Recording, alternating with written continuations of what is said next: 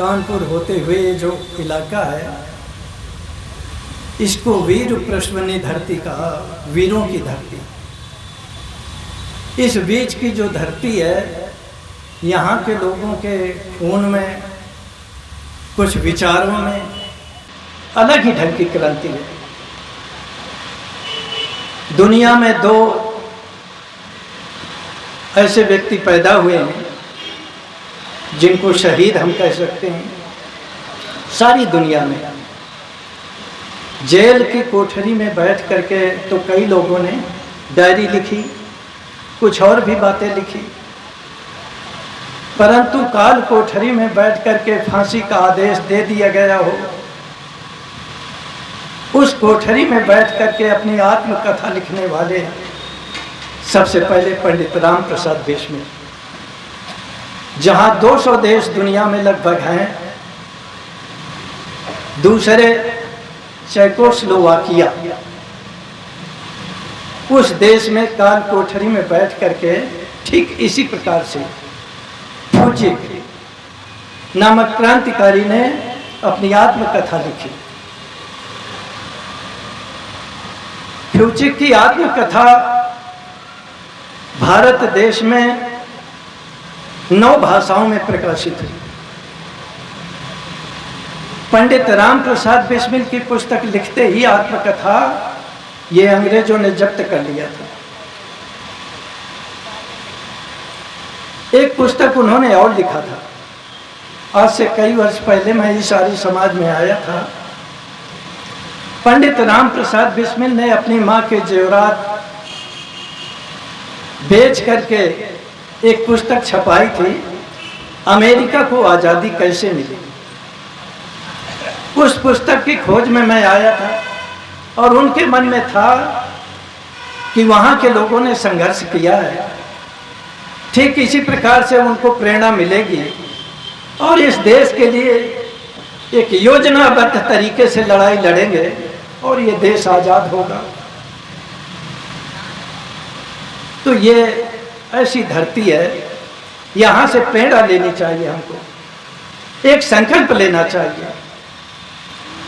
जो व्यक्ति एक बार भी वो आत्मकथा पढ़ लेगा पंडित राम प्रसाद बिस्मिल की, मैंने सैकड़ों पुस्तकें वितरित किया है, मैं स्वयं बहुत प्रभावित रहा हूँ। एक बार भी जो लड़का और लड़की उसको पढ़ लेगा वो बिना बदले रह नहीं सकता। उसमें बड़े गहरे उनका बड़ा तजुर्बा था। पंडित राम प्रसाद बिस्मिल ने नवयुवकों को अपना संदेश, अंतिम संदेश देते हुए कहा था कि ये जो हथियारों की क्रांति है, बम और बंदूक की क्रांति है, इसकी बजाय ये जो पाखंड, अंधविश्वास और आडंबर छाया हुआ है, इसको दूर भगाने के लिए किया जाए, वो ज्यादा कारगर होगी। अभी हमारे भजनोपदेशक उदयवीर जी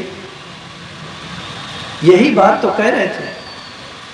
जो देश पाखंड, अंधविश्वास और आडंबर में उलझा हुआ है, उस देश की आजादी ज्यादा दिन तक टिक नहीं सकती।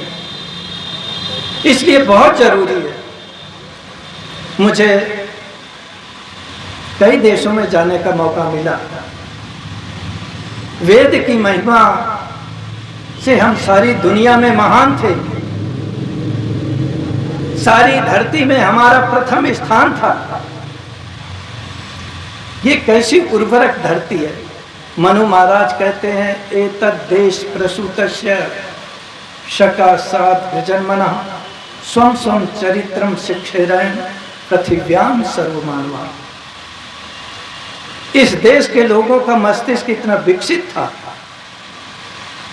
उन्नत था कि दुनिया के किसी भी देश में बैठा हुआ व्यक्ति है, उसकी उन्नति के सूत्र इस देश में बैठे होने वाले आचार्य के दिमाग में होते थे। अपने अपने चरित्र की शिक्षा लेकर के यहाँ से जाते थे और अपने देश का भला करते थे जाते थे। अभी कुछ दिन पूर्व शताब्दी समारोह था केनिया का, वहाँ की राजधानी नैरोबी में मुझे जाने का अवसर मिला। हमारे देश में पूछो कि सार्वदेशिक सभा का, जो सारी दुनिया की शिरोमणि सभा है, उसका दफ्तर कहाँ है? तो मैं समझता हूँ कि आर्य समाज के लगभग आधे लोग नहीं बता पाएंगे कि कहाँ पर है। आधे लोग आर्य समाज से जो नहीं प्रभावित, उनसे यदि पूछें तो शायद कोई ऐसा है जो शिरोमणि सभा का दफ्तर बता पाए। लेकिन आप चले जाएं वहाँ पर केनिया में, पूरे केनिया में कहीं भी घूम करके और नैरोबी में पहुँचे, वहाँ कहें कि हमको वैदिक हाउस में जाना है। वैदिक हाउस इतना प्रसिद्ध है जैसे वहाँ की संसद और राष्ट्रपति भवन, इतना प्रसिद्ध है। वहाँ मुझे जाने का मौका मिला। कई देशों के लोग थे। उसी के पास में युगांडा, वहाँ 7 पहाड़ियाँ हैं और एक झील है, उसको बोलते हैं मीठी झील। वहाँ से लेकर के वो सऊदी अरब तक जाती है। कितना निर्मल स्वच्छ पानी है, और आप जब उसको चख करके देखेंगे तो थोड़ा मीठा भी मिलेगा। वो वहाँ मुझे जाने का मौका मिला। कई धर्म के लोग थे। राम प्रसाद बिस्मिल की सोच बहुत प्रासंगिक है। इस देश में शक आए, हूड आए, किरात आए, डच आए, फ्रांसीसी आए, जैसे मुसलमान और ईसाई भी आए, लेकिन एक भी आपको हूड, शक, डच, फ्रांसीसी ये व्यक्ति ऐसे नहीं मिलेंगे जो उपद्रव कर रहे हैं। सबसे ज्यादा जो पीड़ा बन गई, उस समय हम सारे के सारे वैदिक परंपराओं से ओतप्रोत थे। हमारी जो हाजमा शक्ति थी वो बहुत तीव्र थी। हमने उन सबको आत्मसात कर लिया, वो हमें से घुल मिल गए। लेकिन क्या करें, हम बिखर गए, वेद के मार्ग से हम भटक गए। कहते हैं कि एक बार काफी लंबा युद्ध चला, देवताओं का और असुरों का युद्ध हुआ, लेकिन देवता परास्त हो गए, हार गए। जब हार गए तो इसके बाद में वो बैकुंठ कहते हैं पहुंचे भगवान विष्णु के पास में, और जाकर के देवता कहने लगे महाराज हम तो हार गए, परास्त हो गए। बोले कारण होगा, आप हारे कैसे? कारण की खोज करो कि क्यों हारे। बोले जो राक्षस लोग हैं वो वेदों के रास्ते पर चलते हैं, तो वो वेदों को पढ़ते हैं, वेदों को अपनाते हैं, वो धार्मिक अनुष्ठान करते हैं। बोले ऐसा करो कि आप लोग भी वेदों के रास्ते पर चलो, धार्मिक अनुष्ठान करो, और एक काम करते हैं कि इनको भटकाया कैसे जाए। हम संध्या करने के लिए बैठते हैं 10 मिनट, लेकिन देखते हैं कि संध्या के लिए बैठते हैं, आत्मा को परमात्मा से जोड़ेंगे, इसी का नाम तो संध्या है। लेकिन थोड़ी देर के बाद में हम बाजार में पहुंच जाते हैं, परिवार में पहुंच जाते हैं, रिश्तेदार में पहुंच जाते हैं। जो लक्ष्य से भटका दे, जिस उद्देश्य की पूर्ति के लिए बैठे हैं, बीच में जो आ जाए, इसी का नाम तो माया है। उन्होंने कहा फिर से युद्ध शुरू करो, वेद का अनुष्ठान करो, वेदों का अध्ययन और चिंतन करो। हम इनके बीच में ऐसी माया पैदा कर देंगे कि ये भटक जाएंगे। वही हुआ, फिर से युद्ध किया गया। ये वेद के मार्ग से राक्षस असुर भटक गए, धार्मिक अनुष्ठान भूल गए और माया के पीछे दौड़ लगा गए। पराभव का मुंह देखना पड़ा। ये देश ऐसे गुलाम नहीं बन गया। महर्षि दयानंद सरस्वती जी लिखते हैं कि महाभारत युद्ध के पहले से ही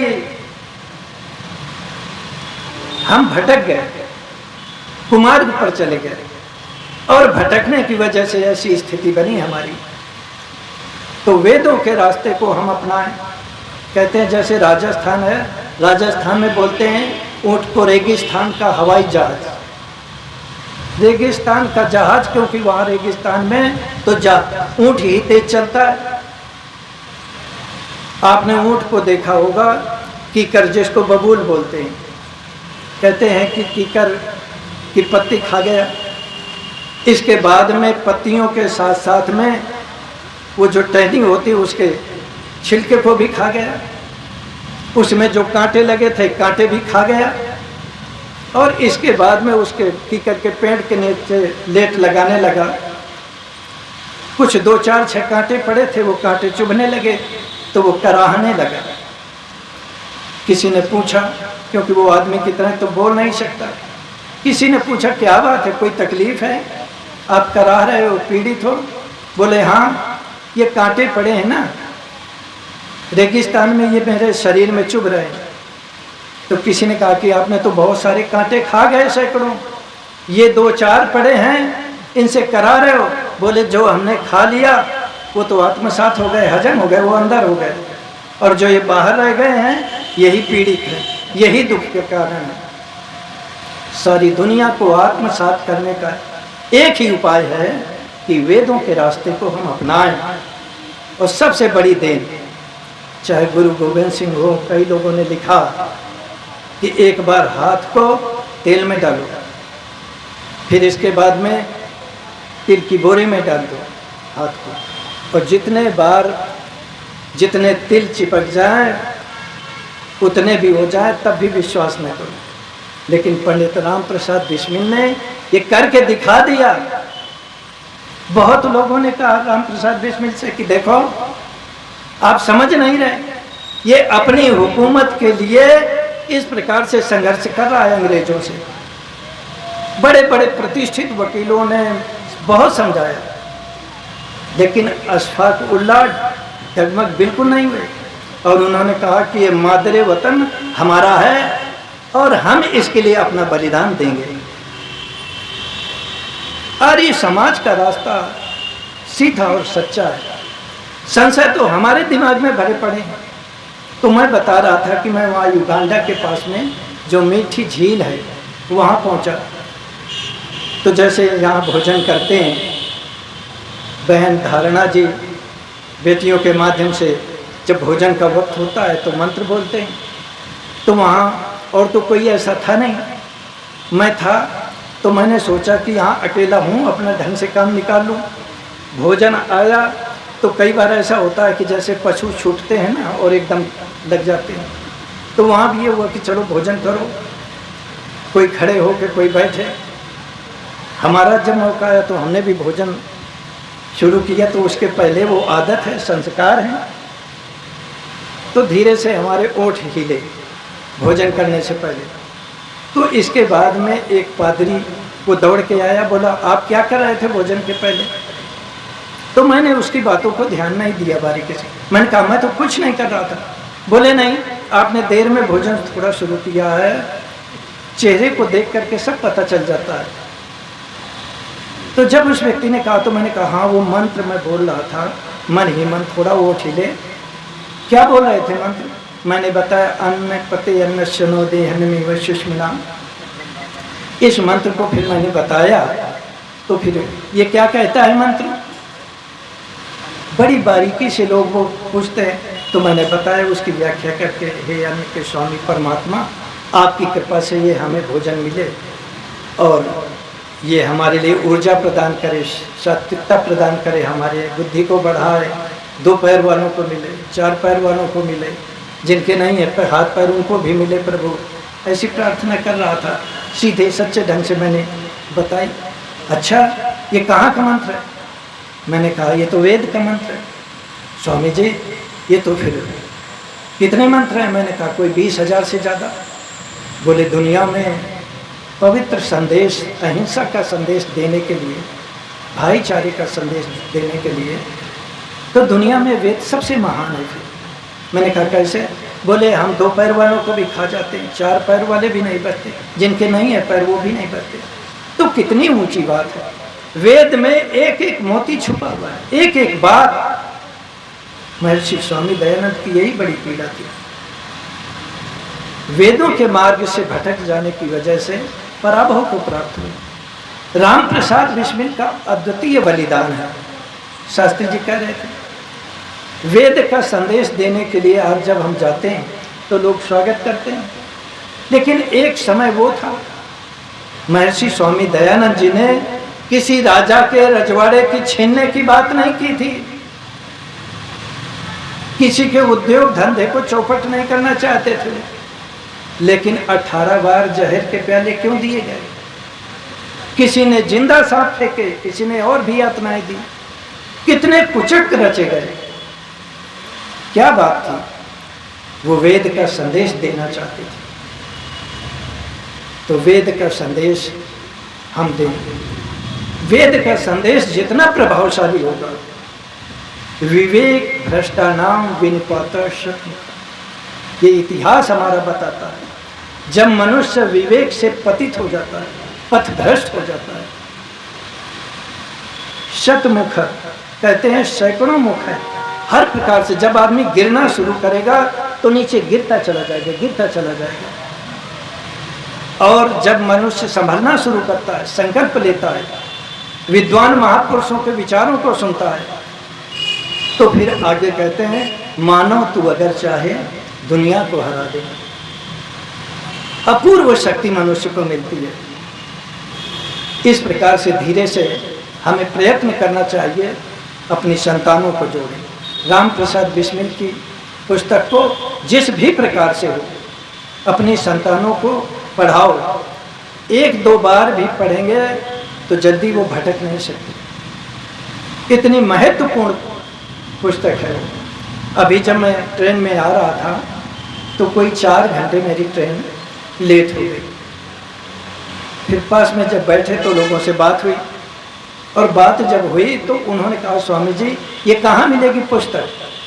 मैंने बताया कि आर्य समाज में जाना, आर्य समाज में जाकर के प्रधान जी से मिलो, मंत्री जी से मिलो, आपको वो कहीं ना कहीं से व्यवस्था करेंगे। सत्यार्थ प्रकाश कितना अमूल्य ग्रंथ है, इनका प्रचार और प्रसार किया जाए। आर्य समाज का रास्ता सीधा सुगम है, सरल है, इसका तो विकल्प है। आप देखो आर्य समाज के सन्यासी हैं, कोई बीड़ी नहीं पिएगा, कोई सिगरेट नहीं पिएगा, कोई चिलम नहीं पिएगा। मुझे पंजाब में संत समाज का प्रधान बना दिया तो मुझे जाना पड़ता था। जब मुझे जाना पड़ता था तो एक जगह मैं गया और इसके बाद में मुझे रुमाल लगानी पड़ी नाक में। तो बोले क्या बात है, आपको तकलीफ़ हो रही? मैंने कहा हाँ, इस झोपड़ी में तो धुआं धुआं भरा पड़ा है, मुझे तकलीफ़ हो रही। तो बोले एक सज्जन गए, आप गुरुद्वारे में रह लो जाके। तो हम गुरुद्वारे में चले गए। जब गुरुद्वारे में गए, सर्दी के दिन थे, तो इसके बाद में ग्रंथी ने कहा क्या बात है? मैंने कहा मैं रहना चाहता हूँ। बोले नहीं, हम तो साधुओं को नहीं रखेंगे। मैंने कहा क्या बात है? बोले जी ऐसा है कि पहले एक बार यहाँ रहे थे, हमने रजाई दे दिया था तो वो रजाई में आग लगा दिया उन्होंने बीड़ी सिगरेट पी के। मैंने कहा इसीलिए तो हम दुखी होकर के वहाँ से आए। बोले तो आप बीड़ी सिगरेट नहीं पीते? मैंने कहा नहीं। बोले फिर तो रहो आप। हमारे साथ में जो थे स्वामी जी, वो पाठ भी जानते थे, तो उन्होंने पाठ करना शुरू कर दिया गुरुद्वारे में। तो फिर तो वो ले आए, मिठाइयाँ ले आए, दूध ले आए। तो हमारे यहाँ जो व्यक्ति गलत काम करेगा उसको कहेंगे अनाड़ी, अनाड़ी सीधी गांव की भाषा में, और जो अच्छे काम करेगा उसको कहते आर्य। ये व्यक्ति श्रेष्ठ है। लेकिन दुनिया में जैसे मुसलमान है, वो उसके आधार पे कर्म करें तो भी उसको मुसलमान कर देंगे, ना करे तो भी कर देंगे। सिखों में कृपाण कक्षा और वो पंच ककार वो रखेंगे सर, तो वो ककार उसको भी बोल देंगे कि जी आप सिखो और ऐसा करो कि आप अमृतधारी नहीं हो तो सहजधारी हो, परंतु हो सिख। उसका भी कोई विकल्प नहीं है। हमारे उसमें हिंदू में एक पंजाब में बहुत धनवान व्यक्ति हुए हैं जिनका नाम था दयाल जी, दयाल मजीठिया। अंग्रेजों का जब राज्य था तो वो पंजाब के सबसे धनवान व्यक्ति थे। मजीठिया साहब दयाल जी जब बहुत धनवान व्यक्ति थे, इसके बाद उनकी मृत्यु हो गई। उनके कोई संतान नहीं थी। मृत्यु हो जाने के बाद में उनके कुछ रिश्तेदार और दूसरे लोग थे, उनकी ज़मीन जायदाद फैक्ट्री उद्योग में कब्जा करने लगे। तो उनकी पत्नी जो भगवान कौर थी, उसने वकील साहब का सहारा लिया कि अब क्या करें। तो वकील साहब ने, उस समय हमारा हाई कोर्ट जो था पंजाब का, वो लाहौर में होता था। ये 1902 की बात मैं कर रहा हूँ। तो इसके बाद में वो लाहौर में केस पहुंच गया।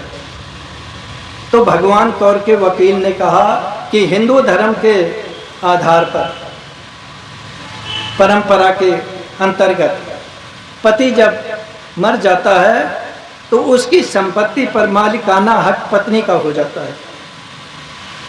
इसके पश्चात दूसरा जो वकील था प्रतिपक्ष का, उसने कहा कि आप हिंदू धर्म किसे कहते हैं, ये आप बताएंगे। तो उन्होंने कहा कि जो मूर्ति पूजक है वो हिंदू। तो इसके बाद में उन्होंने कहा कि